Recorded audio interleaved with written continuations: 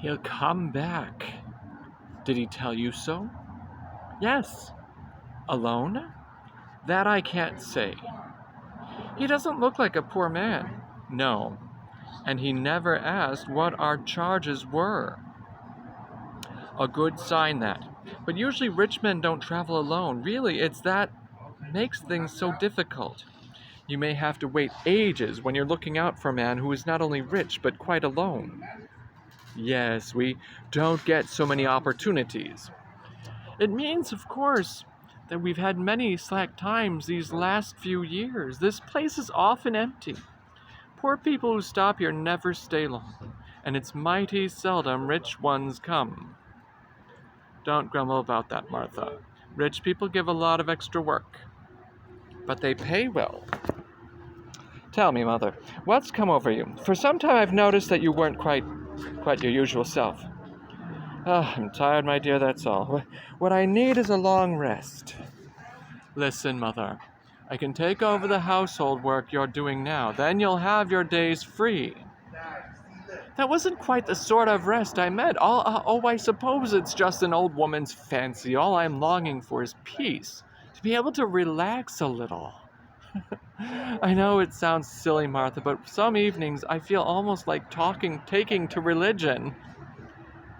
You're not so very old, Mother. You haven't come to that yet. And anyhow, I should say you could do better. Of course, I was only joking, my dear. All the same, at the end of one's life, it's not a bad idea to take things easy. One can't be always on the go as you are, Martha, and it isn't natural for a woman of your age either. I know plenty of girls who are born the same year as you, and they think only of pleasure and excitements. Their pleasures and excitements are nothing compared to ours. Don't you agree, Mother? I'd rather you didn't speak of that. Really, one would think that nowadays some words burn your tongue. What can it matter to you, provided I don't shrink from acts? But that has no great importance. What I really meant was that I'd like to see you smile now and again. I do smile sometimes, I assure you. Really, I've never seen you. That's because I smile when I'm by myself in my bedroom. What a hard face you have, Martha. Ah, so you don't approve of my face? I wonder. Yes, I think I do. Oh, Mother, can't you understand? Once we have enough money in hand and I can escape from this shut-in valley, once we can say goodbye to this inn and this dreary town where it's always raining, once we've forgotten this land of shadows, then when my dream has come true and we're living beside the sea, then you will see me smile. Unfortunately, one needs a great deal of money to be able to live in freedom by the sea. That is why we mustn't be afraid of words. That is why we must take trouble over this man who's come to stay here. If he is rich enough, perhaps my freedom will begin with him. If he's rich enough, and if he's by himself. That's so. He has to be by himself as well. Did he talk much to you, Mother? No, he said very little. When he asked for his room, did you notice how he looked? No, my sight's none too good. You know, I didn't really look at his face. I've learned from experience that it's better not to look at them too closely. It's easier to kill what one doesn't know. There, that should please you. You can't say now that I'm afraid of words. Yes, and I prefer it so. I've no use for hints and evasions. Crime is crime, and one should know what one is doing, and from what you've just said, it looks as if you had it in mind when you were talking to that traveler. No, I wouldn't say I had it in mind. It was more from force of habit. Habit? But you said yourself that these opportunities seldom come our way. Certainly, but habit begins with the second crime. With the first, nothing starts, but something ends. Then, too, while we have had few opportunities, they have been spread out over many years, and memory helps to build up habits. Yes, it was force of habit that made me keep my eyes off that man when I was talking to him, and all the same convinced me he had the look of a victim. Mother, we must kill him. Yes, I suppose we'll have to. You said that in a curious way.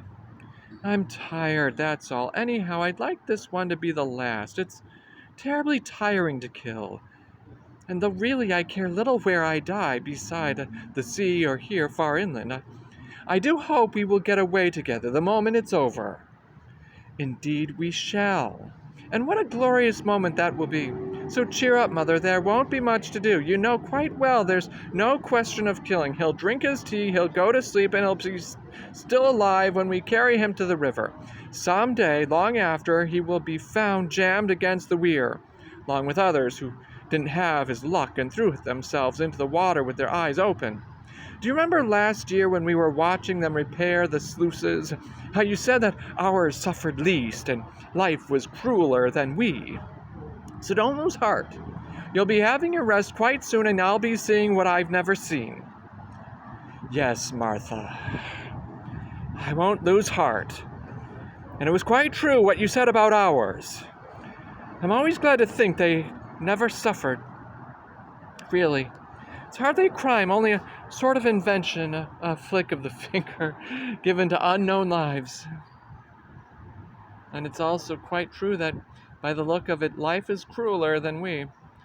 Perhaps that is why I can't manage to feel guilty, can only just manage to feel tired. Which room shall we put him in? Any room, provided it's on the first floor. Yes, we had a lot of needless trouble last time with the 2 flights of stairs.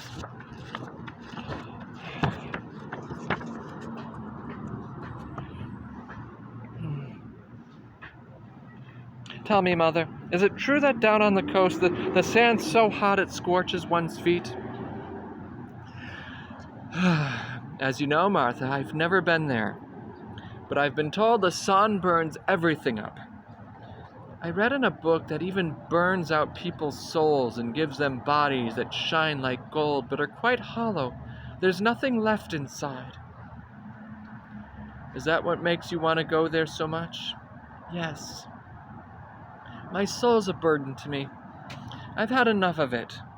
I'm eager to be in that country where the sun kills every question. I don't belong here.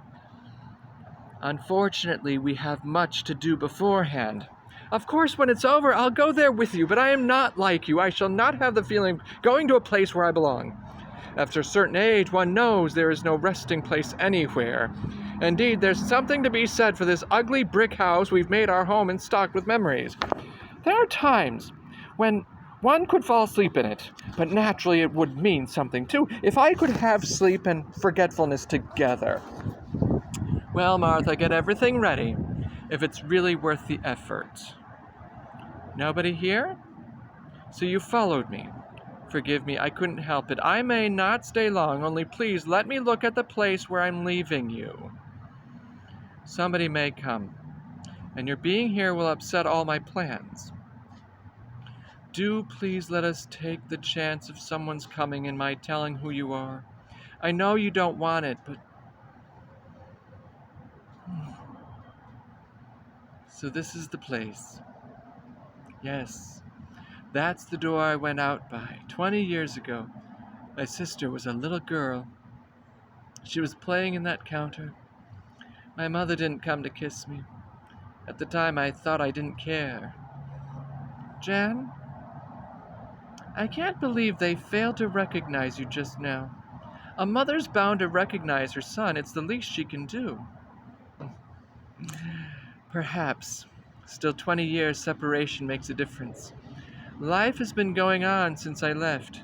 My mother's grown old. Her sight is failing. I hardly recognized her myself. I know. You came in. You said good day. You sat down. This room wasn't like the one you remembered. Yes. My memory had played me false. They received me without a word. I was given the glass of beer I asked for. I was looked at, but I wasn't seen. Everything was more difficult than I'd expected. You know quite well it needn't have been difficult. You had only to speak. On such occasions, one says, "It's I," and then it's all plain sailing.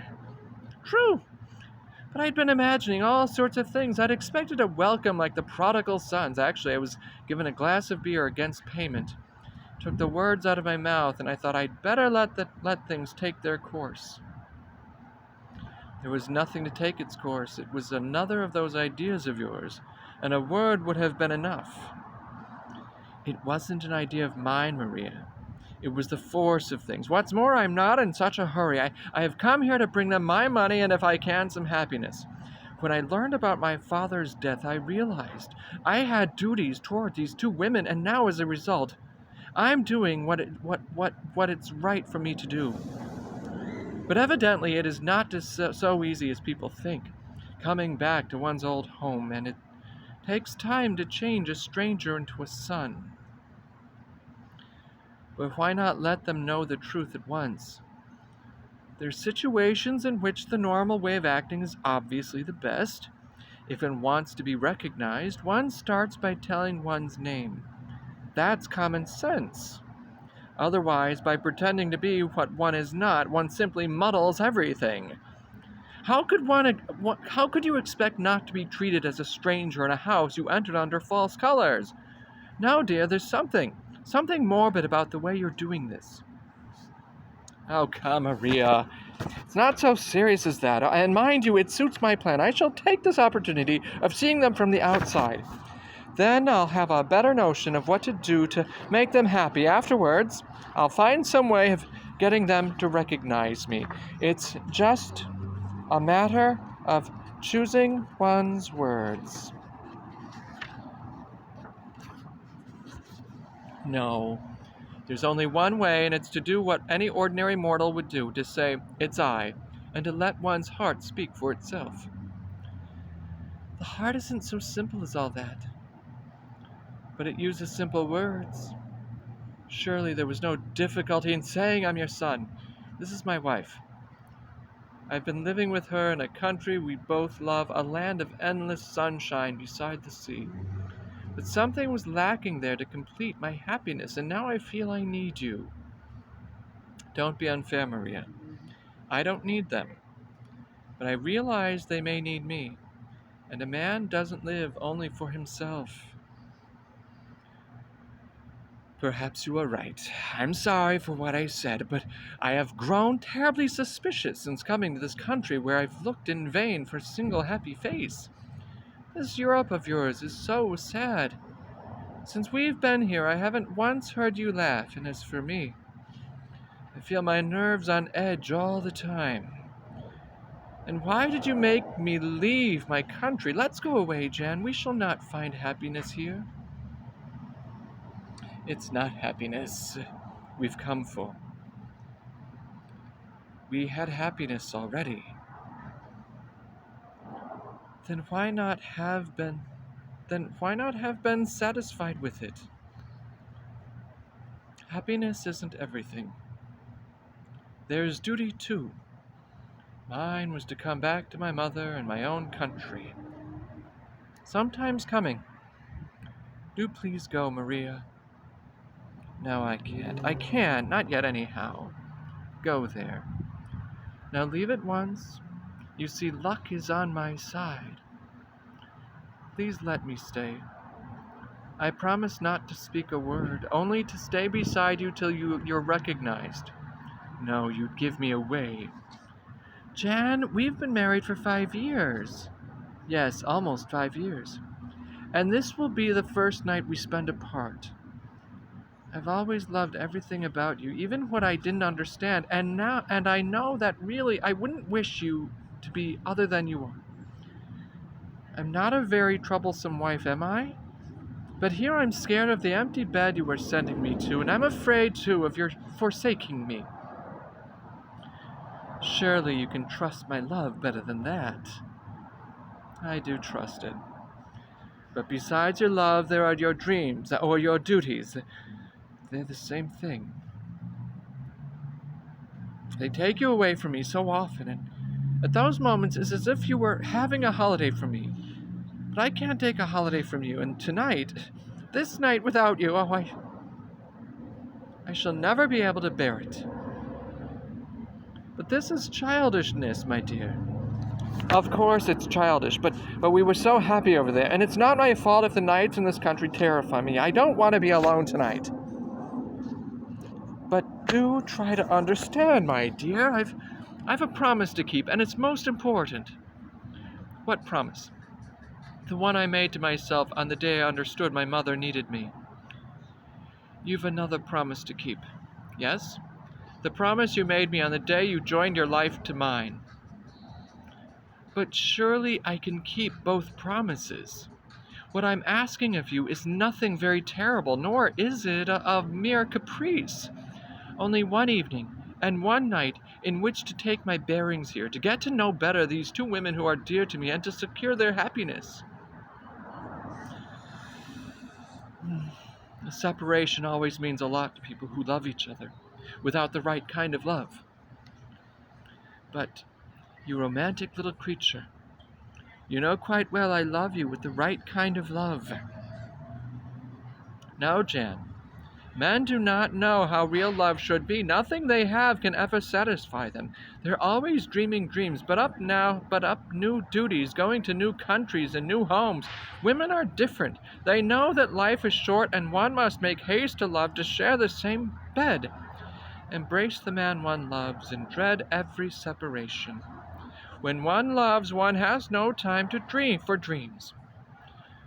But really, dear, aren't you exaggerating? It's such a simple thing I'm doing. Try to get in touch again with my mother, to help her and bring her happiness. As for my dreams and duties, you'll have to take them as they are. Without them, I'd be a mere shadow of myself. Indeed, you'd love me less were I without them.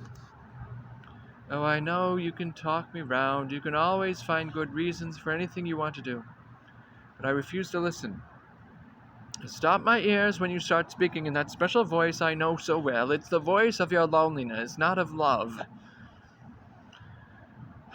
Let's not talk of that now, Maria. All I'm asking is to be left here by myself so that I can clear up certain things in my mind.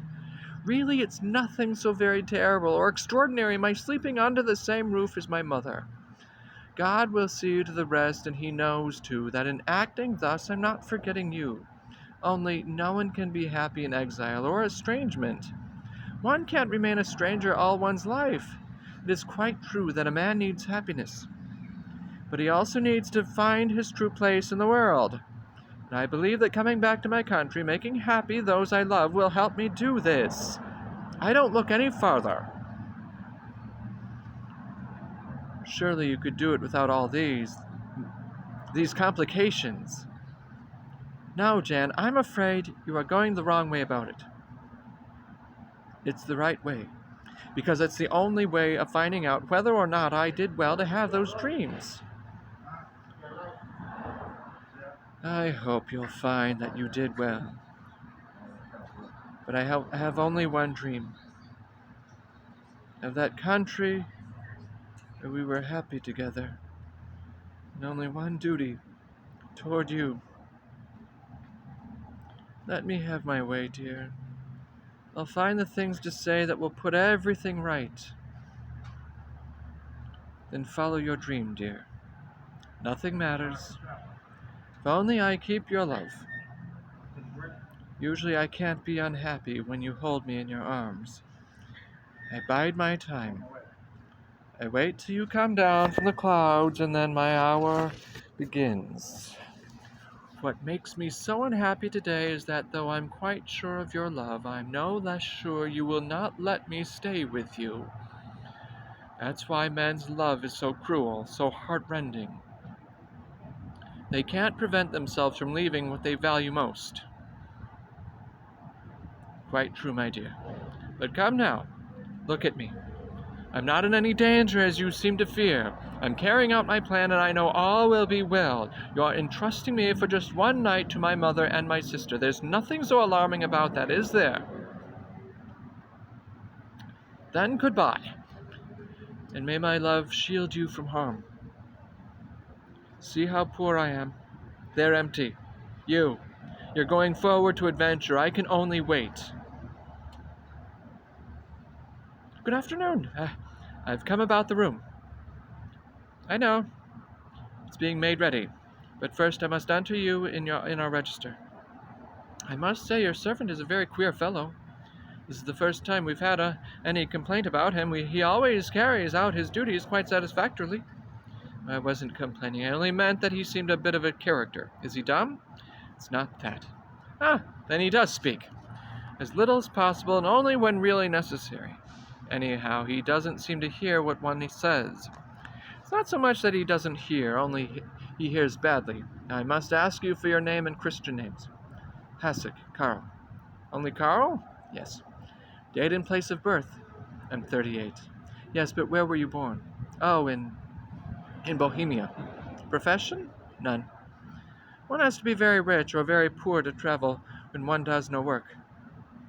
I'm not very poor, and for several reasons I'm glad it's so. You're Czech, I suppose. Certainly. Your usual residence? In Bohemia. Have you come from there? No, I've come from the south, from across the sea. Ah, yes. Do you go there often? Fairly often. And where are you going? I've not decided. It will depend on a lot of things. Then you propose to stay here? I don't know. It depends on what I find here. That doesn't matter. Is no one here expecting you? No, I couldn't say anyone's expecting me. You have your identity papers, I suppose. Yes, I can show you them. Don't trouble, I've only got to write down whether you have an identity card or a passport. I have a passport. Here it is. Will you have a look at it? No, keep it. When you're over there, do you live near the sea? Yes.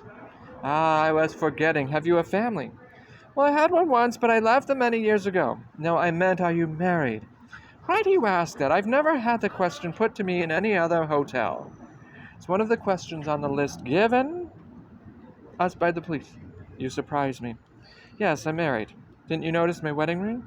No, I didn't. It's none of my business to look at your hands. I'm here to fill in your registration form. Your wife's address, please. Well, as a matter of fact, she stayed behind in her country. Ah, very good. Shall I bring you a drink now while your room's being made ready? No, thanks, but if you don't mind, I'll stay here. I hope I won't be in your way. Why should you be in my way? This is a public room for the use of our customers. Yes, but someone by himself can be more of a nuisance than a crowd of people. Why? I presume you don't intend to waste my time with idle chatter. I've no use for people who come here and try to play the fool, and you should have guessed that. The people hereabouts have learned it anyhow, and you'll very soon see for yourself that this is a quiet inn, and you'll have all the calm you want. Hardly anybody comes here. That can't be very good for business. We may lose some, but we make up for it, and peace is something for which you can't pay too high a price. And don't forget that one good customer's better than a roaring trade. So that's what we are out for, the right kind of visitor. But isn't your life here a bit dull at times? Don't you and your mother find it very lonely? I decline to answer such questions. You had no business to ask them, and you should have known it. I can see I'll have to warn you how things stand. As a guest at this inn, you'll have the rights and privileges of a guest, but nothing more. Still, don't be afraid. You will have every attention you are entitled to. You will be very well looked after, and I shall be greatly surprised if you ever complain of your reception here. But I fail to see why we should go out of our way to give you special reasons for satisfaction. That's why your questions are out of place. It has nothing to do with your whether or not we feel lonely, just as you need not trouble yourself whether you cause us inconvenience or ask too much of us. By all means, stand up upon your rights as a guest, but do not go beyond them. I beg your pardon. Nothing was further from my intention than to offend you. I only wanted to show my goodwill. I had a feeling that perhaps we weren't quite so remote from each other as you seem to think. No more than that. I can see I must repeat what I was saying. There can be no question of offending me or not offending me, since you seem determined to adopt an attitude that you have no right to adopt. I prefer to make things clear. I can assure you I'm not in the least vexed. Only it is in our interest, yours and mine, that we should keep our distance. If you persist in talking in a manner unbecoming a guest, there's no alternative. We must refuse to have you here, but if you will understand, as I cannot doubt you will, that two women who let you in a room in their hotel are under no obligation to treat you as a friend into the bargain. All will go smoothly. I quite agree, and it was inexcusable my giving you an impression that I failed to understand this. Oh, There's no great harm done. You are not the first who's tried to take that line, but I always made it pretty clear how we felt about such matters, and that settled it. Yes, you certainly have made it clear, and I suppose I'd better say no more for the present. Not at all. There's nothing to prevent your talking as a guest should talk. And how should a guest talk? Most of our guests talk about all sorts of things, politics, their travels, and so forth, never about my mother or myself, and that is as it should be. Some of them even talk about their private lives or their jobs, and that too is within their rights. After all, one of the services for which we're paid is listening to our customers. But it goes without saying that the charges made for board and lodging don't oblige hotel keepers to answer personal questions. My mother may do so sometimes out of indifference, but I make a principle of refusing. Once you've grasped this, we shall not only be on excellent terms, but you'll discover you have many things to tell us, and that sometimes it's quite pleasant to be listened to when one's talking about oneself. I'm afraid you won't find me much good at talking about myself, but really that won't be necessary. If I stay here only a short time, there will be no point in your getting to know me, and if I make a long stay, you'll have plenty of opportunity of knowing who I am without my speaking. I hope you will not bear any malice for what I've told you. There'd be no reason for it anyhow. I've always found it better to be quite frank, and I had to stop your talking in a tone that was bound to lead to strained relations. Really, I'm asking nothing out of the way. Until today, there was nothing in common between us, and some very special reasons would be needed for our suddenly becoming intimate. And you must forgive me if I fail to see so far anything in the least resembling a reason of that kind. I'd forgiven you already. Indeed, I quite agree that intimacy isn't come by at a moment's notice. One has to earn it. So if you now consider that everything's been cleared up between us, I can only say I'm very glad of it. Good afternoon, sir. Your room is ready now. Thanks very much, madam. Have you filled in the form? Yes, I've done that. May I have a look? You must excuse me, sir, but the police here are very strict. Yes, I see my daughter's not put down whether you've come here on business or for reasons of health or as a tourist. Well, let's say as a tourist. To see the monastery, no doubt. It's very highly thought of, I'm told. Yes, indeed, I've heard a lot about it. Also, I wanted to see this place again. It has very pleasant memories for me. Did you ever live here? No, but a long time ago I happened to come this way, and I've never forgotten that visit. Still, this is just an ordinary little country town. That's so, but I'm very much attached to it. In fact, ever since I came here, I've been feeling almost at home. Will you be staying long? Really, I don't know. I imagine that surprises you, but it's the truth. I don't know. To stay in a place you need to have reasons, friendships, the presence of people you are fond of. Otherwise, there'd be no point in staying there rather than elsewhere. Since it's hard to know if one will be made welcome, it's natural for me to be uncertain about my plans. That sounds a little vague, if I may say so. I know, but I can't express myself better, I'm afraid. Anyhow, I expect you'll soon have had enough of this place. No, I have a faithful heart, and I soon build up memories and attachments, if I'm given a chance. A faithful heart, indeed. Hearts count for mighty little here. You seem terribly disillusioned. Have you been living long in this hotel? For years and years. So many years that I have quite forgotten when it began and the woman I was then. This girl is my daughter. She's kept beside me all through those years, and probably that's why I know she is my daughter. Otherwise, I might have forgotten her too. Really, Mother, you've no reason to tell him all that. You're right, Martha. Please don't say any more, but how well I understand your feelings, madam. They're what one comes to at the end of a long, hard-working life, yet perhaps it might have been quite different if you'd been helped, as every woman should be helped, and given the support of a man's arm. Once upon a time I had it, but there was too much work to do. My husband and I together, I could hardly cope with it. We didn't even have time to think of each other. I believe I had forgotten him even before he died. That, too, I can understand, but perhaps if a son had been here to give you a helping hand, you wouldn't have forgotten him. Mother, you know we've a lot of work to do. A son? Oh, I'm too old. Oh, old women forget to love even their sons' hearts wear out, sir. That's so, but he, I'm sure, doesn't forget. If a son came here, he'd find exactly what an ordinary guest can count on. Amiable indifference, no more and no less. All the men we have had here received that, and it satisfied them. They paid for their rooms and were given a key. They didn't talk about their hearts. That simplified our work. Don't talk about that. Did they stay here long? Some of them a very long time. We did all that was needed for them to stay. Those who weren't so well off left after the first night. We didn't do anything for them. I've plenty of money, and I propose to stay some little time in this hotel. If you're willing to keep me, I forgot to mention that I can pay you in advance. We never ask people to do that. If you are rich, so much the better, but no more talk about your heart, please. We can do nothing about that. In fact, your way of speaking got so much on my nerves that I very nearly asked you to go. Take your key and make yourself comfortable in your room. But remember, you are in a house where the heart isn't catered to. Too many bleak years have passed over this little spot of Central Europe, and they've drained all the warmth out of this house. They have killed any desire for friendliness. And let me repeat it, you won't find anything in the least likely intimacy here. You will get what the few travelers who lodge with us are used to getting, and it has nothing to do with sentiment. So take your key and bear this well in mind. We're accepting you as a guest, in our quiet way, for interested motives. If we keep you, it will be in our quiet way for interested motives. Don't pay too much attention to what she says. But it's a fact there's some things she never could bear talking about. Don't trouble, my son. I'm not a cripple yet. Look at my hands. They're still quite strong. Strong enough to hold up a man's legs. Is it what I've just said that you're thinking about? No, I'm sorry. I hardly heard it. But tell me, why did you say my son just now? Oh, I shouldn't have done that, sir. I didn't mean to take liberties. It was just a manner of speaking. I understand. I'll have a look at my room. Certainly, sir. Our old manservant is waiting for you in the passage. Is there anything you want? Well, no, Adam, except that I'd like to thank you for your welcome. That was a queer thing I did just now, talking about my hands. Still, if he had really looked at them, perhaps he'd have guessed at what he refused to understand in Martha's words.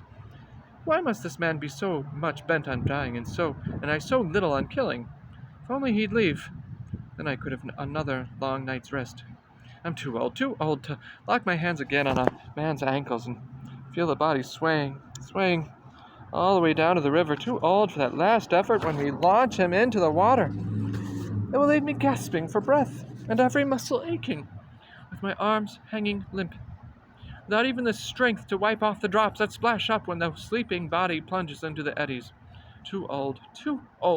Well, since I must. He is the perfect victim, and it's for me to give him the sleep I wanted for my own night. And so, there you are, daydreaming again, and yet we've much to do. I was thinking of that man. No, really, I was thinking of myself. You'd do better to think about tomorrow. What good was it not thinking of that man if you can't keep your thoughts off him? You said yourself it's easier to kill what one doesn't know. Do be sensible. That was one of your father's favorite words, I remember. But I'd like to feel sure this is the last time we'll have to be sensible. It's odd. When your father used that word, it was to drive away the fear of being found out. But when you tell me to be sensible, it's only to quench the little spark of goodness that was kindling in my heart. What you call a spark of goodness is merely sleepiness. But only postpone your languor till tomorrow, and then you'll be able to take things easy for the rest of your days. You're right, I know, but why should chance have sent us a victim who was so unsuitable? Chance doesn't enter into it. But I admit, this traveler is really too confiding. His innocence is too much a good thing. What would be the world come to if condemned men started unbosoming their sentimental troubles to the hangman? It's unsound in principle, but it aggravates me too, and when I'm dealing with him, I'll bring to bear some of the anger I always feel at the stupidity of men. That too is unsound. In the past, we brought neither anger nor pity to our task, only the indifference it needed. But tonight I am tired, and you, I see, are angered. Are we really obliged to go through with it under these conditions, and to override everything for the sake of a little more money? Not for money, but for a home beside the sea and forgetfulness of this hateful country. You may be tired of living, but I, too, am tired to death of these narrow horizons. I feel I couldn't endure another month here. Both of us are sick of this inn, and everything to do with it. You who are old want no more than to shut your eyes and to forget.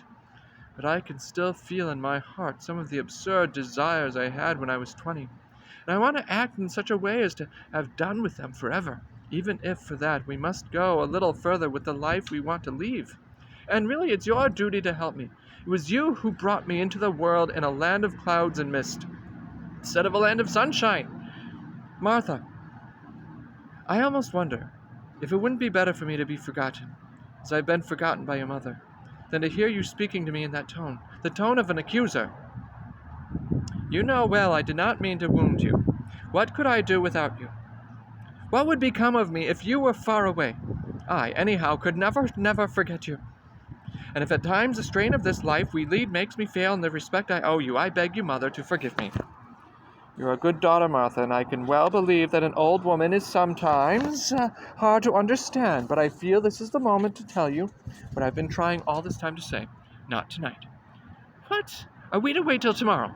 You know quite well you've never had such an idea before, and it would never do for him to have time to meet people here. No, we must act while we have time to have him to ourselves. Perhaps. I don't know. But not tonight. Let him be for this one night. It will give us a reprieve, and perhaps it's through him we shall save ourselves. Save ourselves? Why should we want to do that? And what an absurd thing to say. All you can hope for is to gain by what you do tonight the right to sleep your fill once it's over. That's what I meant by saving ourselves, to retain the hope of sleep. Good. Then I swear it's in our hands to work out our salvation. Mother, we must have done with indecision. Tonight it shall be, or not at all.